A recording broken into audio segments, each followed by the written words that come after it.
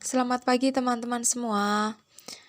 Pada kesempatan kali ini kita akan melanjutkan materi konsep dasar ilmu ekonomi bagian 2 bersama saya Bu Lean. Pada materi konsep dasar ilmu ekonomi bagian 1, kita sudah mempelajari tentang pengertian ekonomi dan juga ilmu ekonomi, inti masalah ekonomi, pilihan dan juga skala prioritas.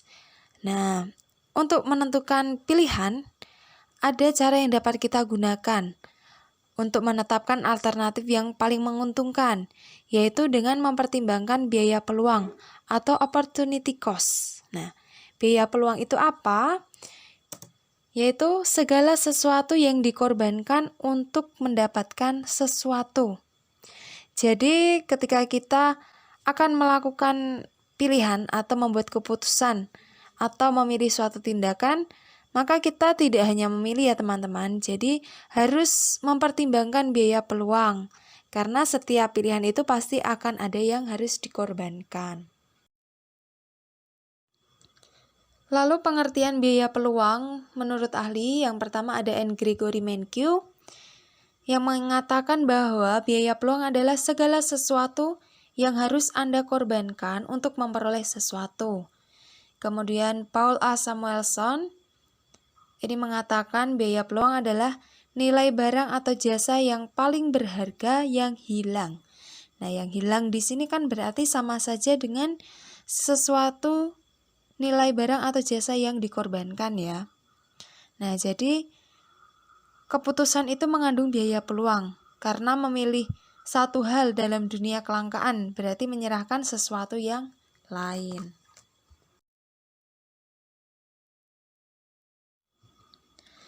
Lalu menurut Robert Eklund dan Robert Tollison, ini mengatakan bahwa biaya peluang adalah biaya dari penggunaan sumber daya ekonomi untuk tujuan tertentu diukur dalam ukuran keuntungan yang tidak jadi didapat karena tidak memilih alternatif itu dibandingkan dengan komoditas yang didapat sebagai gantinya karena memilih suatu alternatif.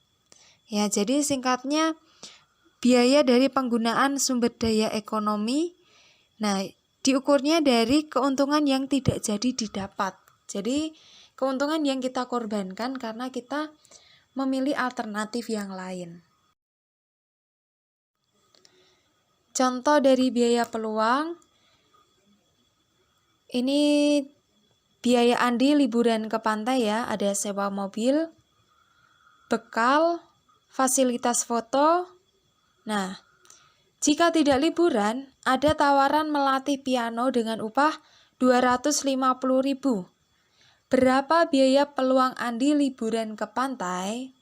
Nah, sebelum itu kita akan menghitung dulu sebenarnya biaya Andi untuk liburan itu besarnya berapa. Untuk menjawab pertanyaan tadi, kita harus menjumlahkan dulu biaya yang harus dikeluarkan Andi apabila ia liburan ke pantai atau memilih liburan ke pantai. Nah, kita jumlahkan dulu, ada biaya sewa mobil dan juga sopir, bekal, dan juga fasilitas foto. Dijumlah maka akan ketemu biaya eksplisit sebesar 680.000. Nah, biaya eksplisit ini adalah biaya yang nyata-nyata dikeluarkan atau yang memang kenyataan harus ia keluarkan apabila liburan ke pantai. Kemudian dijumlahkan lagi dengan biaya implisit sebesar 250.000. Jadi biaya implisit ini adalah biaya yang sebenarnya tidak dikeluarkan. Ya, tidak nyata dikeluarkan, atau dalam hal ini biaya implisit adalah pendapatan yang tidak jadi diperoleh karena Andi memilih untuk liburan ke pantai. Nah, tadi kan optionnya dia liburan ke pantai atau melatih piano. Kalau Andi memilih untuk liburan ke pantai, maka biaya implisitnya sebesar dengan pendapatan ia melatih piano. Kita jumlahkan biaya eksplisit dengan biaya implisit. Maka ketemu biaya liburan sebesar 930.000. Nah, dari sini kita tahu ya bahwa biaya Andi untuk liburan ke pantai itu tidak hanya biaya yang nyata dikeluarkan, tetapi juga termasuk pendapatan yang tidak jadi diperoleh karena ia memilih untuk liburan.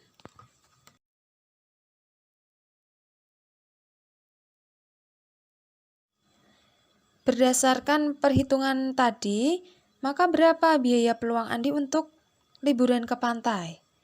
Nah, jadi biaya peluangnya sebesar Rp250.000, yaitu sebesar pendapatan yang tidak jadi ia peroleh, yaitu pendapatan apabila Andi melatih piano. Karena ia memilih untuk liburan ke pantai, maka ia harus mengorbankan pendapatannya melatih piano sebesar Rp250.000.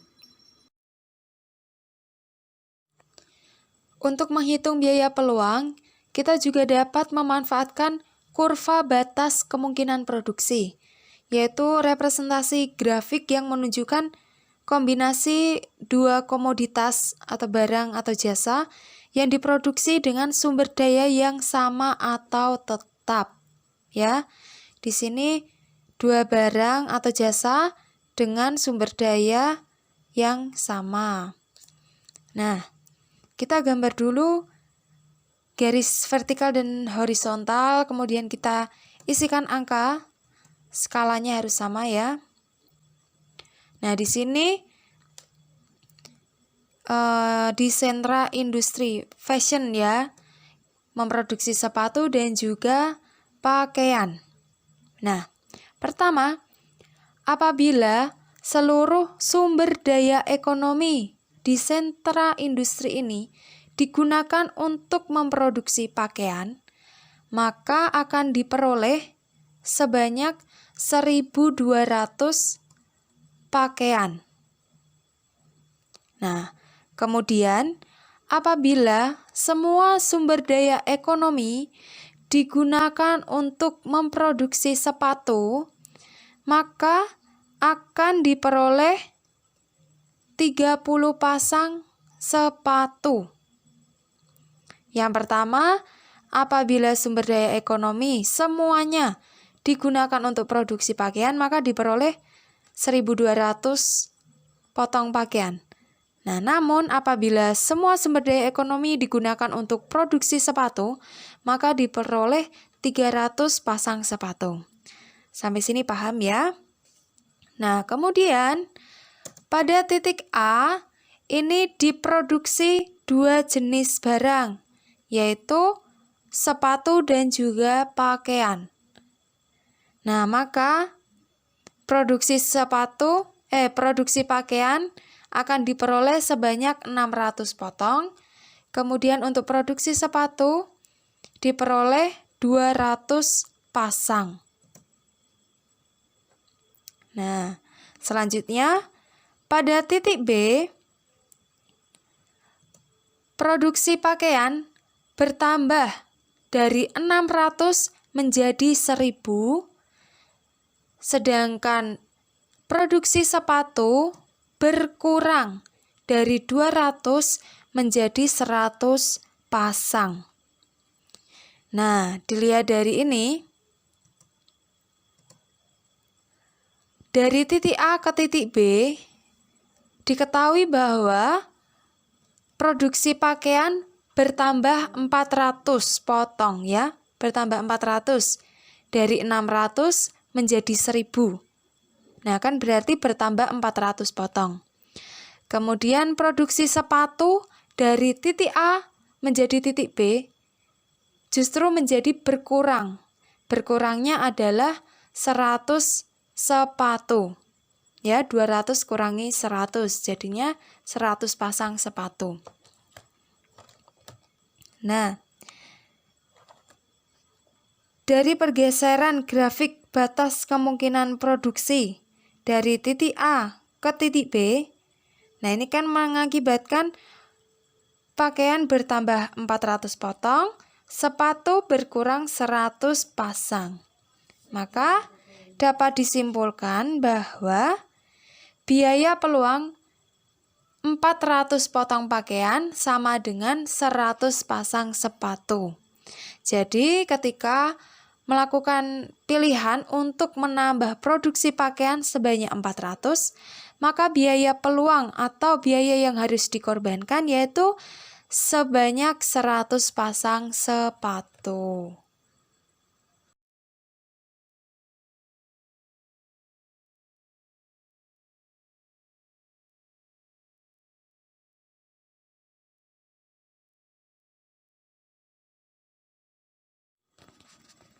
Mas Mbak semuanya, dalam kehidupan manusia tentu tidak terlepas ya kita dengan kebutuhan dan juga alat pemenuhan kebutuhan.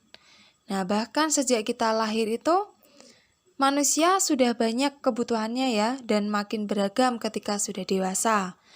Nah, saya dengan teman saya pasti juga memiliki kebutuhan yang berbeda. Terkecuali untuk kebutuhan primer ya, karena kebutuhan primer kebutuhan yang vital bagi setiap manusia. Nah, kebutuhan itu apa? Pada materi bagian 1 sudah kita bahas ya. Jadi kebutuhan adalah segala sesuatu yang diperlukan manusia untuk mencapai kemakmuran. Nah, untuk mencapai kemakmuran ini, maka diperlukan yang namanya alat pemuas kebutuhan. Nah, ini ada jenis-jenis kebutuhan. Dibagi menjadi 4 berdasarkan intensitas, waktu, sifat, dan juga subjek. Nah, akan kita bahas satu persatu ya. Yang pertama adalah kebutuhan berdasarkan tingkat intensitasnya. Ini dibagi menjadi 3. Yang pertama adalah kebutuhan primer. Nah, ini teman-teman pasti sudah mempelajari ya ketika SMP. Kebutuhan primer itu apa? Yaitu kebutuhan yang harus dipenuhi untuk melangsungkan hidup manusia. Nah, contohnya adalah makan, minum, dan juga tempat tinggal. Atau sering kita sebut pangan, papan, pakaian, ya. Yang kedua adalah kebutuhan sekunder, yaitu kebutuhan pelengkap atau kebutuhan yang dapat kita penuhi apabila kebutuhan primer sudah terpenuhi terlebih dahulu. Contohnya sepeda motor, tas sekolah. Nah, dan yang ketiga ada kebutuhan tersier. Kebutuhan tersier adalah kebutuhan yang bersifat mewah. Nah, biasanya pemenuhan kebutuhan ini bertujuan untuk menaikkan status sosial dalam masyarakat. Nah, contohnya menggunakan mobil mewah, kemudian memakai perhiasan berlian. Nah, seperti itu. Dan kebutuhan tersier ini dipenuhi setelah kebutuhan primer dan sekunder terpenuhi.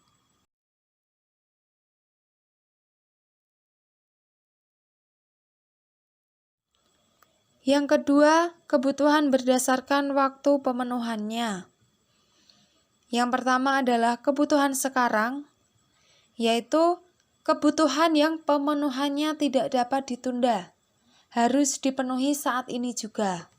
Ya, contohnya adalah obat bagi orang sakit dan juga makanan untuk orang lapar. Kemudian yang kedua adalah kebutuhan untuk masa mendatang, yaitu kebutuhan yang direncanakan untuk masa mendatang, ya, atau direncanakan untuk terpenuhi di masa depan. Contohnya ada tabungan untuk biaya pendidikan, kemudian asuransi pendidikan, asuransi kesehatan.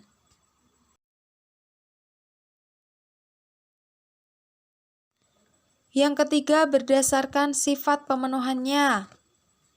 Nah, yang pertama adalah kebutuhan jasmani. Kebutuhan jasmani adalah kebutuhan yang berhubungan dengan fisik atau tubuh manusia. Ya, ini contohnya ada pakaian, makanan, minuman, dan juga obat-obatan. Nah, ini hampir sama ya contohnya dengan kebutuhan primer. Nah, yang kedua ada kebutuhan rohani, yaitu kebutuhan yang berhubungan dengan kejiwaan seseorang. Nah, berarti ini tidak terlihat ya, tidak terlihat secara fisik. Kebalikannya dari kebutuhan jasmani. Ya, kebutuhan rohani ini berhubungan dengan kejiwaan. Contohnya saja, agar dapat bekerja lebih baik, maka seorang karyawan ini memerlukan nasihat, motivasi, dan juga perlu untuk berdoa. Nah, mungkin Mas Mbak semuanya ketika sedang penat di rumah terus, maka perlu refreshing juga ya. Misalnya menonton video di YouTube, video yang lucu-lucu. Nah, ini kan buat merefresh otak ya, tidak terlihat. Nah, maka ini kita berusaha untuk memenuhi kebutuhan rohani.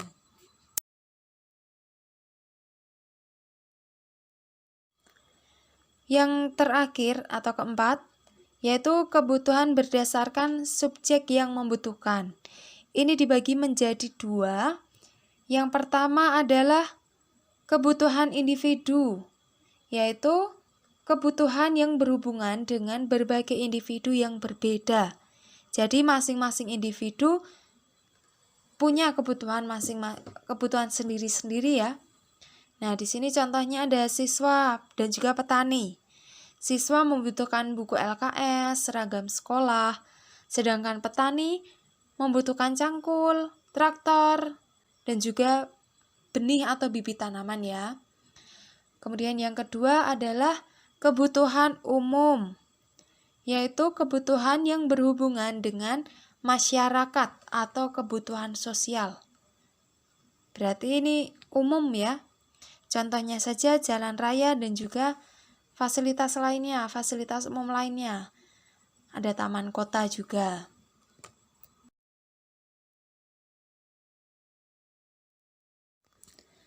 Nah, Mas Mbak, pada slide sebelumnya kita sudah mengidentifikasi bahwa kebutuhan itu terbagi menjadi 4 ya. Nah, berarti sangat banyak ya kebutuhan kita itu. Untuk memenuhi kebutuhan yang bermacam-macam itu tadi, maka kita memerlukan barang dan jasa sebagai alat pemenuhan kebutuhan. Nah, barang itu apa? Jadi, barang adalah alat pemenuhan kebutuhan manusia yang memiliki bentuk fisik. Nah, berarti ini dapat dilihat secara fisik itu jelas ya. Berbentuk laptop atau berbentuk buku. Nah, sedangkan jasa adalah alat pemenuhan kebutuhan yang tidak berbentuk. Nah, namun dapat dirasakan manfaatnya. Contohnya, guru mengajar. Itu kan memberikan jasa. Memberikan jasa. Ketika guru mengajar, kita tidak bisa melihat jasanya itu seperti apa. Apakah berbentuk lingkaran atau balok? Kan tidak bisa ya. Namun siswanya dapat merasakan manfaatnya, menjadi paham materi, menjadi tahu pengetahuan baru, seperti itu. Seperti kebutuhan yang beragam ya, barang dan juga jasa ini ternyata juga bermacam-macam. Yang pertama, berdasarkan cara memperolehnya. Ini dibagi menjadi 2 ya. Yang pertama adalah barang ekonomi, yaitu barang yang didapat dengan mengorbankan sesuatu. Jadi harus ada yang dikorbankan. Contohnya, sepatu, laptop, handphone. Nah, misalnya saja kita ke toko sepatu, kan nggak bisa ya kita langsung mengambil, dipakai, langsung bawa pulang. Harus ada yang kita korbankan untuk mendapatkan sepatu itu. Apa? Uang. Kita harus mengorbankan uang yang kita miliki untuk memperoleh sepatu tersebut. Maka sepatu termasuk ke dalam barang ekonomi. Yang kedua adalah barang non-ekonomi, yaitu barang yang didapat tanpa pengorbanan atau biaya. Nah, Barang non-ekonomi ini juga dapat disebut sebagai barang bebas. Contohnya apa? Contohnya adalah sinar matahari, air sungai, pasir di pantai, dan juga udara. Nah, kan tidak mungkin ya presiden di suatu negara menetapkan tarif untuk tiap sinar matahari. Kan tidak bisa. Karena sinar matahari kan pemberian dari Yang Maha Kuasa untuk kehidupan manusia dan diberikan secara gratis. Kita memperoleh tanpa pengorbanan atau biaya.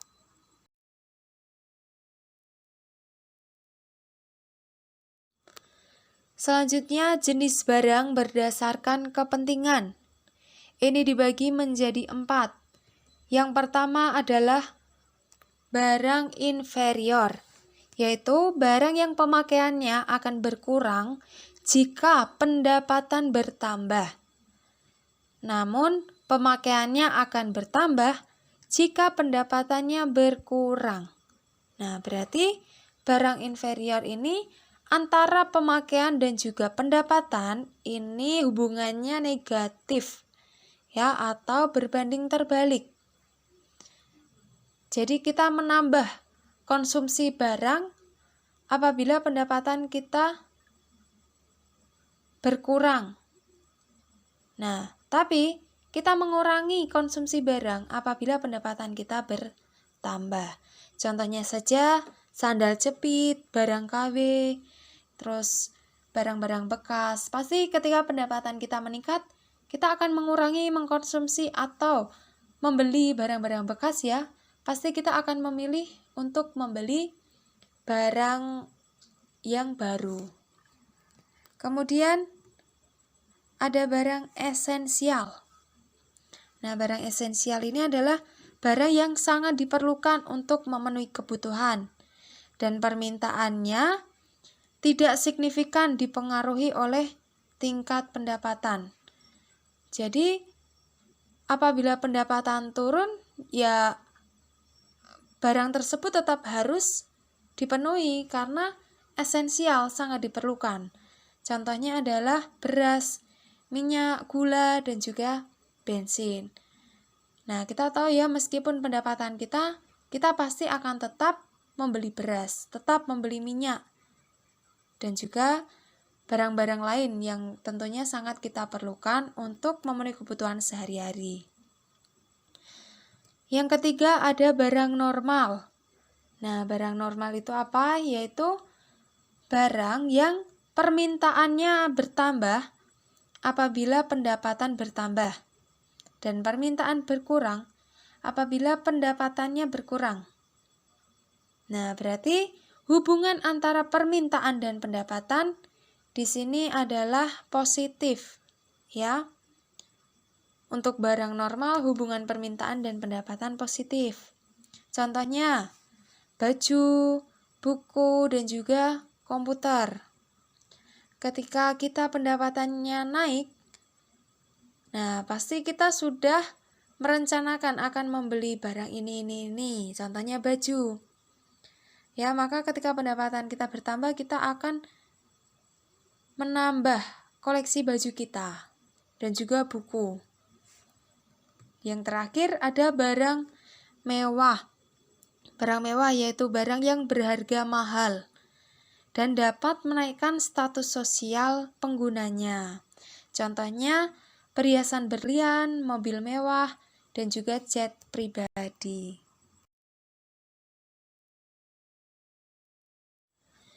Jenis barang berdasarkan cara penggunaan dibagi menjadi 2. Yang pertama adalah barang pribadi, yaitu barang yang dimiliki dan digunakan oleh individu atau perorangan.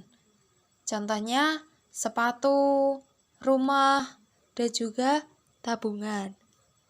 Jelas ya, sepatu ini pasti dimiliki oleh individu dan digunakan oleh individu itu.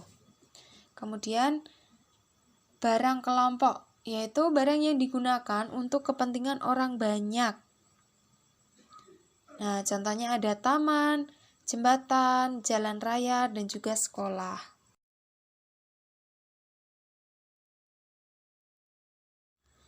Selanjutnya yaitu barang berdasarkan hubungan pemakaian. Yang pertama ada barang substitusi, yaitu barang yang dapat menggantikan barang lain. Contohnya, ketika harga beras naik, maka orang-orang dapat mengganti dengan singkong atau kentang yang sama-sama mengandung karbohidrat. Nah, kemudian ada barang komplementer, yaitu barang yang kegunaannya akan bertambah jika digunakan dengan barang lain. Jadi ibaratnya dapat saling melengkapi ya. Contohnya, kemeja dengan dasi, sepatu dengan kaos kaki, dan juga mobil dengan bensin.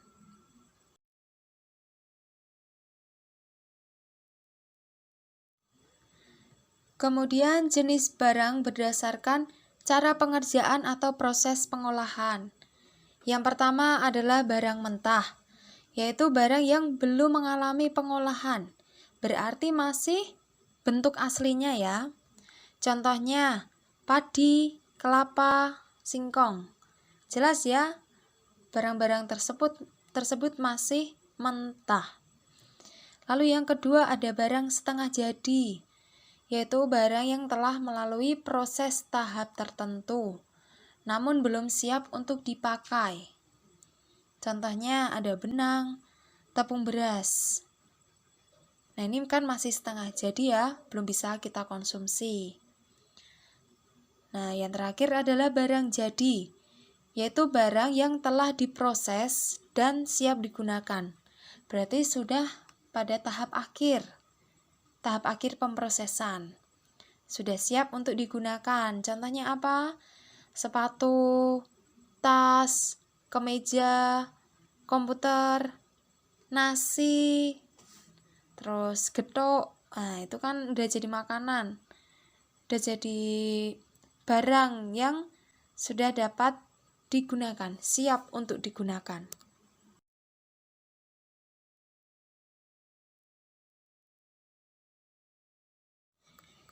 Dan yang terakhir adalah jenis barang berdasarkan bentuk dan sifatnya.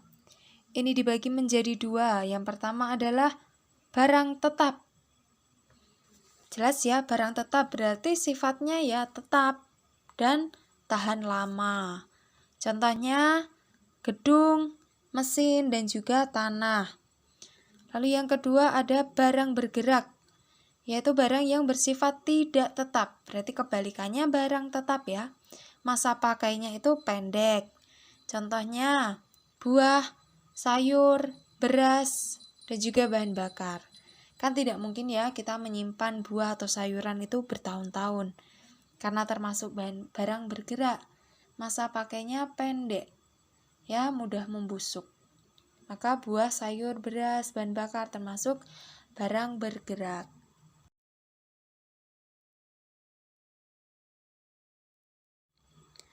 Nah, Mas Mbak, setiap hari kan manusia itu membutuhkan bermacam-macam barang ya untuk memenuhi kebutuhan. Kita juga sebagai manusia membutuhkan berbagai macam barang. Nah, barang yang kita butuhkan itu memiliki kegunaan. Nah, menurut Burrow, Everard, dan Klein, kegunaan suatu barang bagi manusia ini dibagi menjadi 4. Yang pertama, kegunaan bentuk. Kedua, kegunaan tempat. Ketiga, kegunaan waktu. Dan yang terakhir adalah kegunaan milik.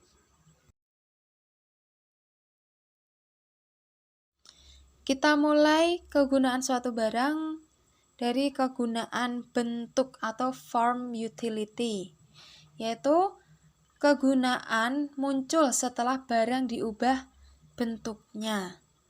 Nah, ini contohnya apa? Contohnya kayu, paku, cat, dan juga pelitur ini akan berguna apabila bentuknya sudah berubah menjadi meja, kursi, dan juga almari. Lalu yang kedua adalah kegunaan tempat atau place utility. yaitu kegunaan suatu barang akan muncul setelah barang dipindah. Nah, contohnya batu kapur akan lebih berguna atau kegunaannya muncul jika sudah dipindahkan ke lokasi pembangunan.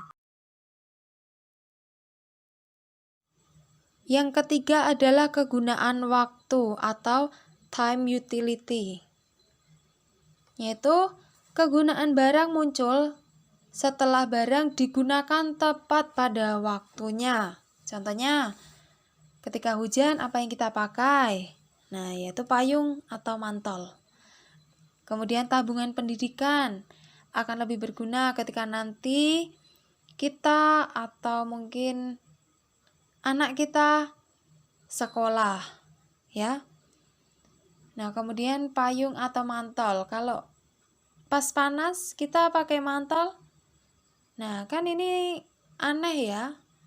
Kegunaannya tidak sesuai dengan waktunya karena mantel memang difungsikan ketika hujan. Lalu yang terakhir adalah kegunaan milik atau ownership utility, yaitu kegunaan barang muncul setelah barang telah dimiliki. Nah, contohnya adalah komputer yang ada di toko. Ini akan lebih berguna setelah pembeli membayar dan memiliki barang tersebut, sehingga komputer tersebut dapat digunakan. Kan nggak mungkin ya pemilik tokonya akan memakai semua komputer. Nah, pasti akan lebih berguna apabila sudah dibeli oleh pembeli.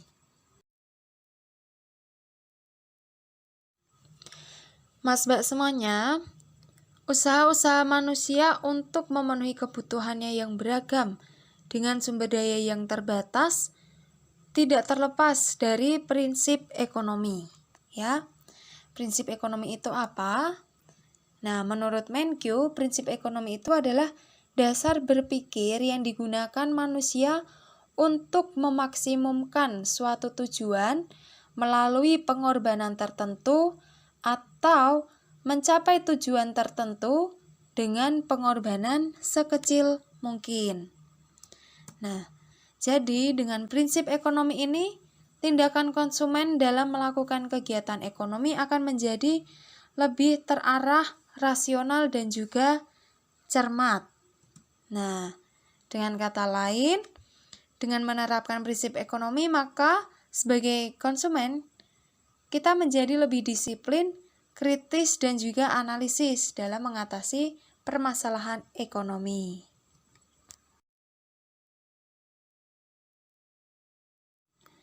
Lalu, penerapan prinsip ekonomi ini ada manfaatnya ya tentunya.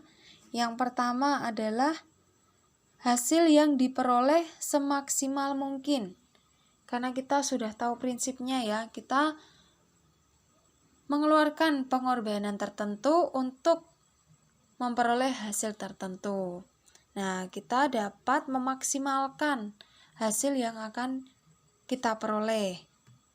Kemudian, kemampuan, alat, dan modal yang digunakan secukupnya. Lalu yang ketiga, risiko kerugian kecil.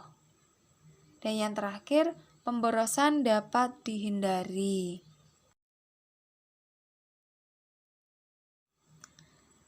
Kemudian, kegiatan ekonomi itu kan sebenarnya dibagi menjadi 3 tindakan besar ya. Ada kegiatan konsumsi, produksi, dan juga distribusi. Kita udah tahu jelas ya apa itu kegiatan konsumsi, produksi, dan juga distribusi. Nah, prinsip ekonomi ini dapat diterapkan oleh setiap pelaku ekonomi, baik konsumen, produsen, maupun distributor.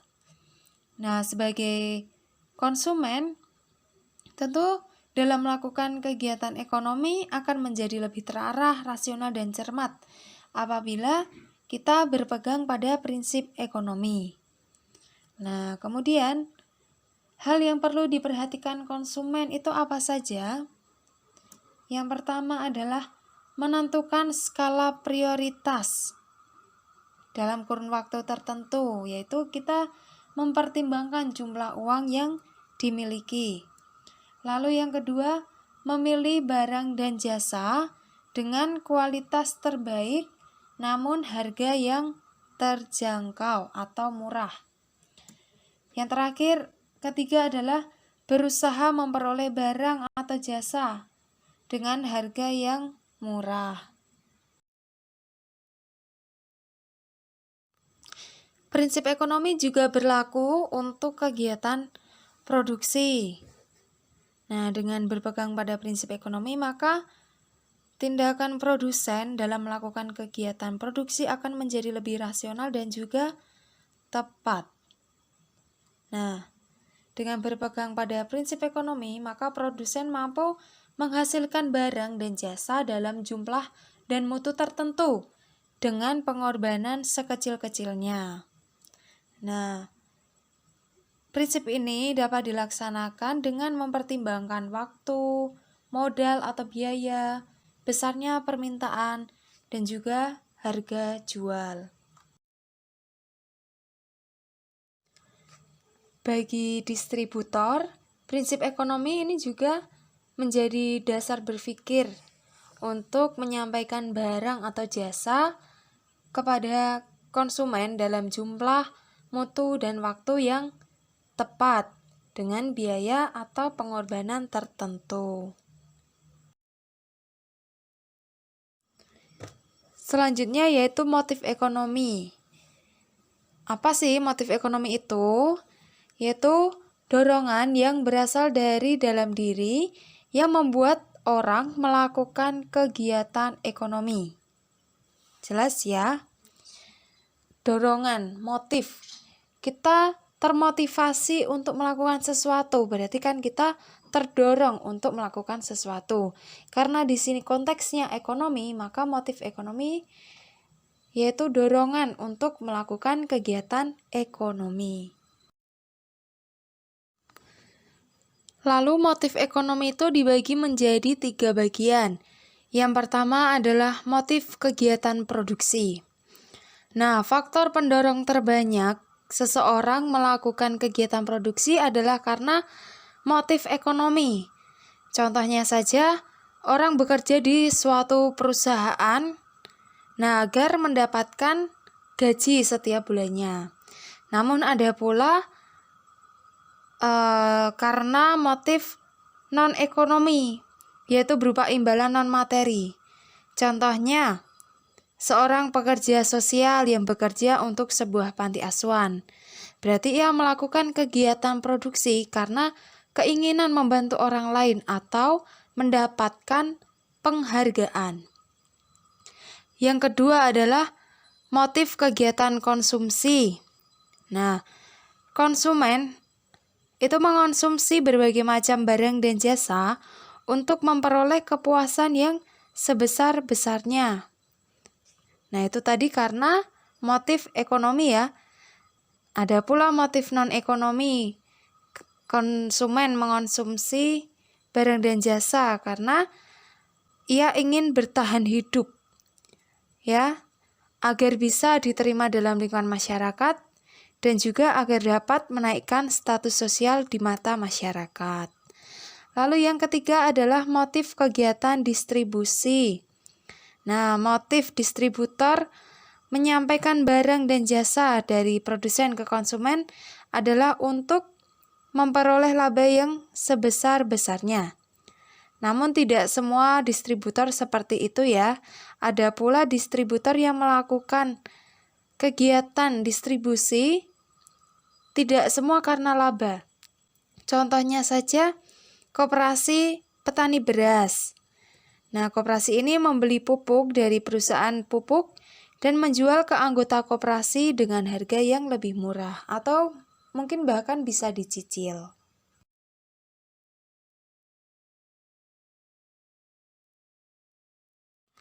Kita lanjut pada subbab pembagian ilmu ekonomi. Nah, menurut Stoner dan Hague, berdasarkan subjeknya, ekonomi dikelompokkan menjadi 3. Yang pertama adalah ekonomi deskriptif.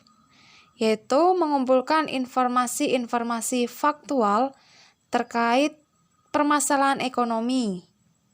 Nah, dengan ini kita dapat memperoleh sejumlah pengetahuan tentang fakta atau data empiris yang ada. Yang kedua adalah teori ekonomi, yaitu bagian dari ilmu ekonomi yang bertugas menerangkan hubungan peristiwa ekonomi. Kemudian hubungan-hubungan tersebut dirumuskan dalam suatu hukum atau teori ekonomi. Nah, teori ekonomi ini terbagi atas ekonomi makro dan juga ekonomi mikro. Apa itu ekonomi makro dan ekonomi mikro akan kita bahas pada slide selanjutnya ya. Lalu yang ketiga ada ekonomi terapan. Ekonomi terapan adalah cabang ilmu ekonomi yang menggunakan hasil kajian teori ekonomi untuk menjelaskan fakta-fakta yang dikumpulkan ekonomi deskriptif sebagai solusi masalah praktis. Nah, yang termasuk dalam ekonomi terapan ini ada ekonomi industrial, manajerial, dan juga ekonomi pertanian.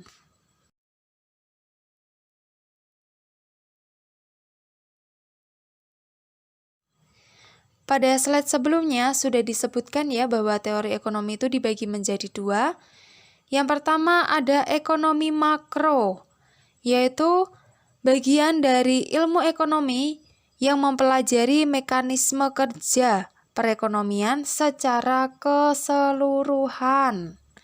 Jelas ya, makro berarti besar, mempelajari mekanisme kerja perekonomian secara keseluruhan. Lalu ekonomi mikro adalah bagian dari ilmu ekonomi yang mempelajari perilaku individu, rumah tangga konsumen, dan juga rumah tangga produksi atau perusahaan dalam membuat keputusan untuk mengalokasikan sumber daya yang terbatas.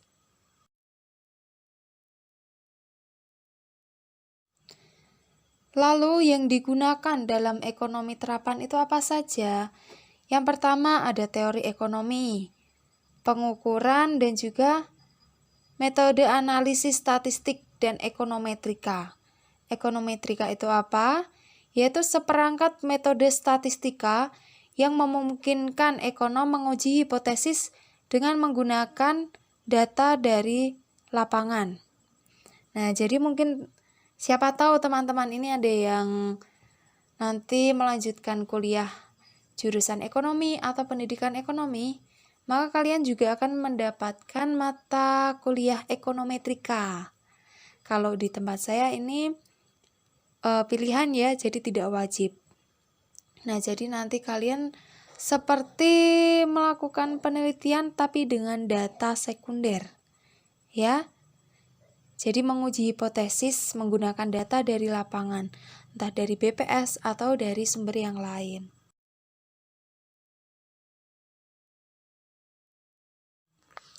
Mas Mbak semuanya, dalam kehidupan sehari-hari atau dalam setiap sudut atau celah pengalaman hidup manusia, pasti tidak terlepas dari yang namanya kegiatan ekonomi.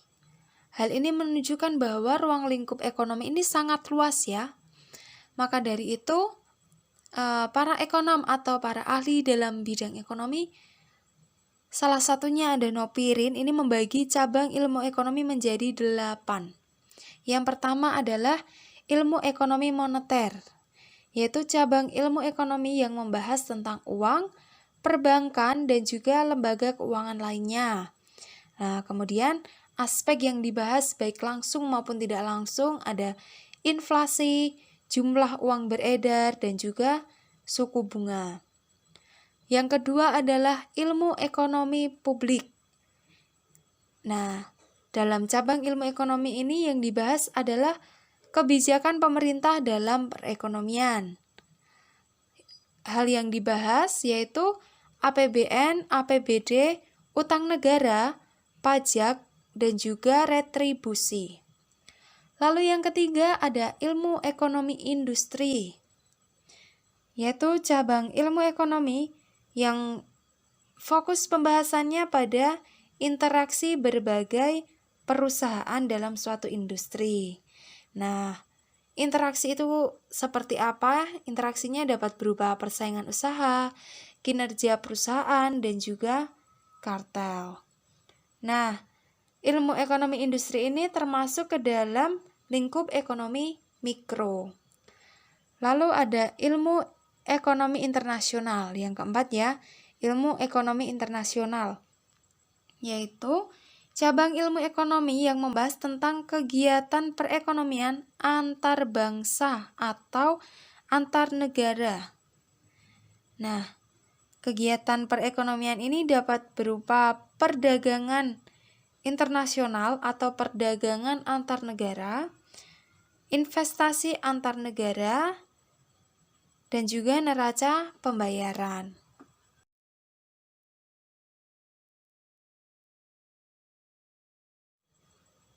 Selanjutnya yaitu ilmu ekonomi regional, yaitu cabang ilmu ekonomi yang membahas tentang interaksi ekonomi antar wilayah dan proses perkembangan suatu wilayah. Lalu yang ke-6, ilmu ekonomi sumber daya alam atau ilmu ekonomi SDA, yaitu cabang ilmu ekonomi yang membahas masalah dan alokasi SDA yang optimal menurut ekonomi. Nah, pokok bahasan dalam ilmu ekonomi ini diantaranya adalah eksternalitas positif dan juga negatif. Eksternalitas ini dampak yang timbul dari kegiatan ekonomi ya. Nah, eksternalitas ini bisa positif dan juga bisa negatif. Lalu ada ilmu ekonomi sumber daya manusia atau ilmu ekonomi SDM, yaitu cabang ilmu ekonomi yang membahas tentang faktor produksi tenaga kerja. Nah, yang dibahas pada ilmu ekonomi ini diantaranya masalah pengangguran, upah minimum, dan juga tingkat pendidikan dari tenaga kerja. Dan cabang ilmu ekonomi yang terakhir adalah ilmu ekonomi syariah, yaitu ilmu ekonomi yang penerapannya ini berdasarkan prinsip-prinsip dalam agama Islam ya, atau bisa kita sebut ekonomi Islam. Nah, cabang ilmu ekonomi ini pokok pembahasannya ada prinsip bagi hasil, penghapusan riba dalam perekonomian, dan juga zakat.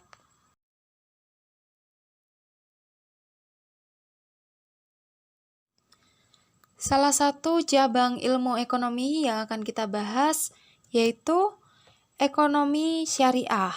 Nah, menurut Muhammad Amin Suma, ekonomi syariah yaitu ilmu yang membahas perihal ekonomi dari berbagai sudut pandang keislaman, terutama dari aspek hukum atau syariah.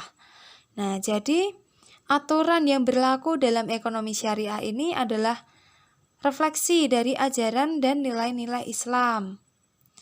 Namun, meskipun demikian, tidak serta-merta ditujukan kepada orang-orang Muslim ya, karena umat Muslim tetap diperbolehkan untuk bertransaksi atau melakukan kegiatan ekonomi dengan umat non-Muslim. Selanjutnya adalah ciri-ciri sistem ekonomi syariah. Yang pertama adalah kepemilikan faktor-faktor produksi. Jadi, setiap individu diakui kepemilikannya atas faktor produksi. Namun pemanfaatannya ini harus sesuai dengan kehendak Allah. Yang kedua adalah sistem rangsangan. Nah, jadi yang bekerja dalam sistem ekonomi syariah adalah rangsangan spiritual dan moral. Jadi, keberhasilan seseorang ini tidak hanya diukur dari kemajuan material, duniawi, dan juga banyaknya jumlah harta, tetapi dilihat juga dari kualitas akhlak. Yang ketiga adalah alokasi sumber daya. Nah, negara ini memiliki peran dalam menanggulangi kemiskinan dan untuk melindungi atau merawat orang-orang terlantar. Maka negara turut campur dalam mengendalikan kerakusan individu, sehingga kesejahteraan sosial dapat ditingkatkan secara maksimal. Nah, campur tangan negara ini dapat berupa kontrol secara langsung dan juga tidak langsung. Nah, kontrol yang langsung ini contohnya saja kebijakan distribusi pendapatan. Lalu kontrol yang tidak langsung misalnya kebijakan pajak dan pengeluaran pemerintah. Ciri yang keempat adalah jaminan sosial dan program penanggulangan kemiskinan. Nah, keadilan sosial ini penting ya bagi setiap individu, maka setiap negara ini dapat mengambil kebijakan pemerataan manfaat antar individu. Nah, ini berarti penurunan tingkat pendapatan golongan atas dan meningkatkan pendapatan golongan bawah. Dan yang terakhir adalah penghapusan riba dan implementasi zakat. Nah, jadi riba itu bunga ya teman-teman. Jadi penghapusan riba ini tidak sekedar perekonomian yang bebas bunga, tetapi juga bebas eksploitasi. Jadi tidak semata-mata menggantikan bunga dengan bagi hasil saja, tetapi juga membentuk perekonomian yang berorientasi pada kesejahteraan. Nah, terkait dengan zakat, maka ini mewakili filsafat Islam yang egaliter ya. Zakat itu kan instrumen kebijakan sah yang tujuannya mendistribusikan kekayaan kepada kelompok fakir miskin. Nah, jika hasil pemungutan zakat tidak mencukupi, maka pajak lain dapat dan harus dipungut.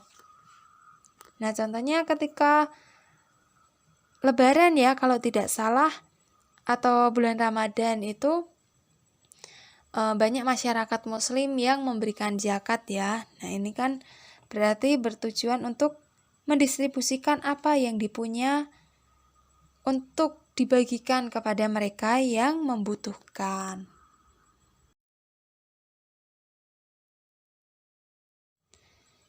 Kemudian prinsip-prinsip umum ekonomi syariah.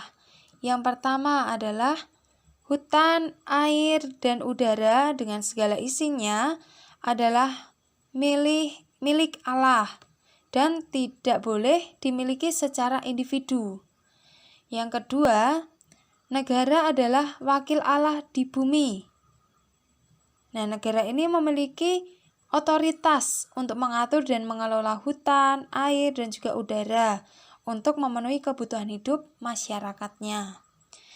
Prinsip yang ketiga, negara menjamin pertumbuhan ekonomi untuk kesejahteraan masyarakat, baik secara jasmani maupun secara rohani atau spiritual.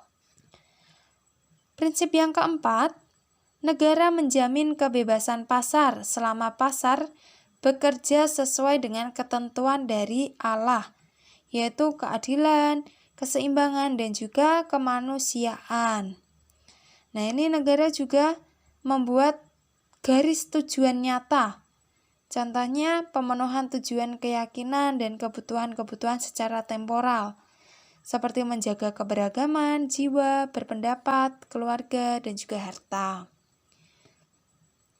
Prinsip yang kelima yaitu setiap orang bebas melakukan transaksi dengan siapapun untuk memenuhi kebutuhan hidup, selama tidak bertentangan dengan prinsip dari Allah dan aturan yang ditetapkan oleh negara.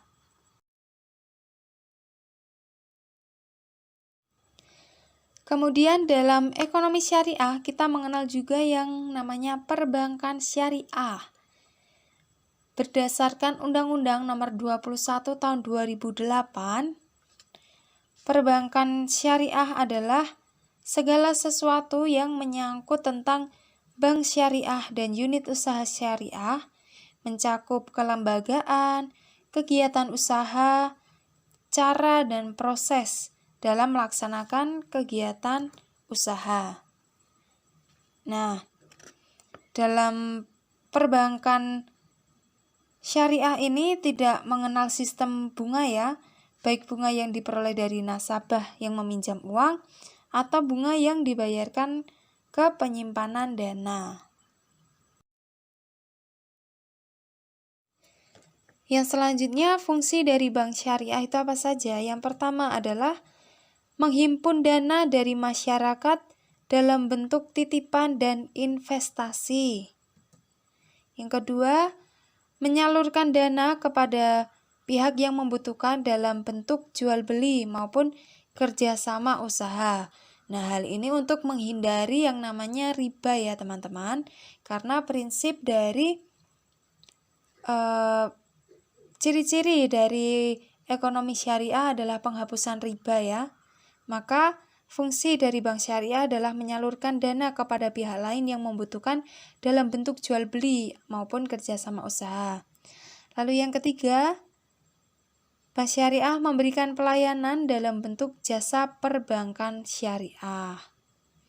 Nah, maka jelas ya berbeda antara perbankan syariah dengan bank konvensional, karena kalau bank konvensional kan kita masih mengenal bunga berbunga ya, ketika kita meminjam maka kita juga dikenakan bunga. Namun dalam perbankan syariah maka riba ini dihapus ya, atau bunga ini dihapus, diganti dengan kalau investor yang menempatkan dana di bank syariah maka akan memperoleh imbalan dalam bentuk bagi hasil atau bentuk lain yang disahkan dalam syariah Islam. Sedangkan pihak yang membutuhkan dana ini memperoleh penyaluran dana dari bank syariah dalam bentuk jual beli atau kerjasama usaha. Seperti itu. Demikian Mas Mbak semuanya, pembelajaran kita pada hari ini pada bab konsep dasar ilmu ekonomi bagian kedua. Semoga apa yang saya sampaikan dapat dipahami, dapat memberikan pengetahuan baru bagi Mas Mbak semuanya. Semoga dapat bermanfaat. Saya mohon maaf apabila masih banyak salah dalam menyampaikannya. Sekian dan terima kasih.